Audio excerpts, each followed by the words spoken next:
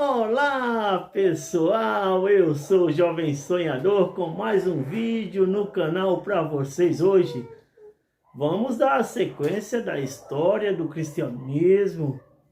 O cristianismo teve uma história de coragem, de fé e de ousadia, mas tempo depois houve uma mistura e uma aliança que mudou o rumo completamente da igreja.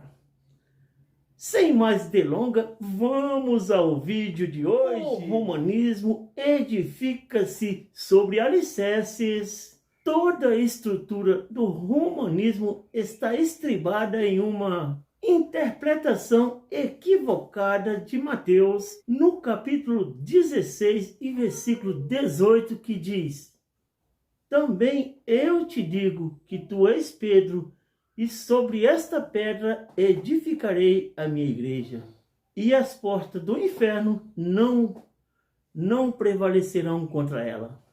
3 são as interpretações sobre o significado da pedra fundamental sobre a qual a igreja está edificada. Primeiro, aqueles que acham que Pedro é a pedra. Segundo, outros dizem que a pedra é a declaração de Pedro: Tu és o Cristo, Filho de Deus vivo. Terceiro, a pedra é o próprio Cristo. Há uma frase em latim muito dito no meio religioso: Ubi cletolis, id ecclesia. Onde está Pedro, aí está a igreja.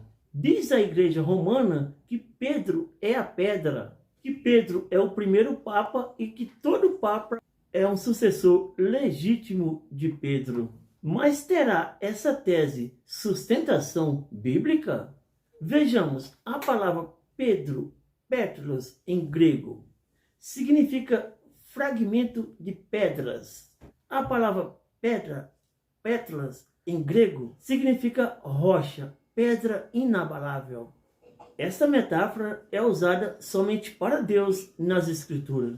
Portanto, Jesus está dizendo: Você, Pedro, é um fragmento de pedra, mas sobre esta rocha edificarei a minha igreja. É digno de nota que o próprio Pedro diz que Jesus Cristo, a igreja, não está edificada sobre Pedro, mas sobre Cristo.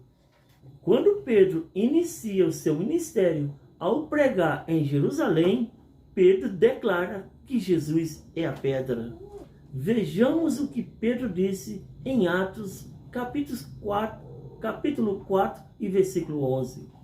Disse Pedro: Ele é a pedra que foi rejeitada por vós, os edificadores, a qual foi posta por cabeça de esquina, e em nenhum outro há salvação.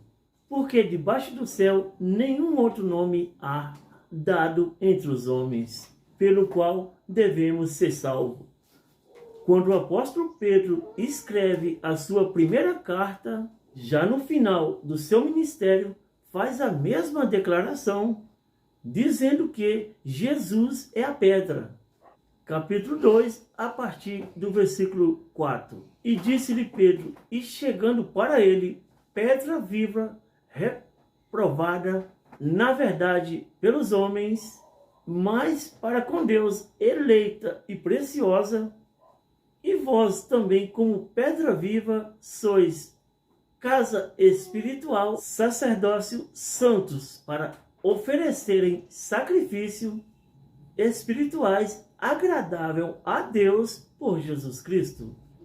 Por isso também nas Escrituras se contém: Eis que ponho em Sião a pedra principal da esquina, eleita e preciosa, e quem nela crer não será confundido. O apóstolo Paulo, inspirado pelo Espírito Santo, diz que ninguém pode lançar outro fundamento além daquele que já foi posto, o qual é Cristo Jesus. Vejamos 1 Coríntios capítulo 3 e versículo 11, que diz: Porque ninguém pode pôr outro fundamento além do que já está posto, o qual é Jesus Cristo.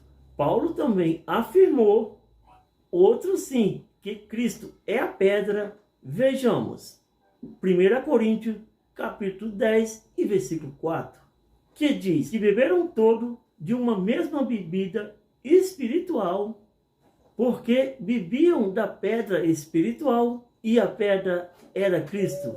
Paulo também escreveu para os irmãos de Efésios, dizendo que Jesus Cristo é a pedra angular. Vejamos Efésios capítulo 2 e versículo 20, que diz: edificado sobre o fundamento dos apóstolos e dos profetas, que Jesus Cristo é a principal pedra da esquina. Contudo, quando Jesus confessa com Pedro, podemos concluir que Jesus é o fundamento da igreja, o fundador da igreja, o dono da igreja, o edificador da igreja e o protetor da igreja. Por causa de uma falsa interpretação do texto de Mateus, no capítulo 16 e versículo 18, o papado é uma usurpação da Trindade. Consideremos o seguinte: primeiro, ele usurpa o lugar de Deus Pai ao receber o título de Papa. E isso é uma afronta à palavra de Deus, que diz: a ninguém devemos chamar Pai nesse sentido. Vejamos Mateus capítulo 23 e versículo 9.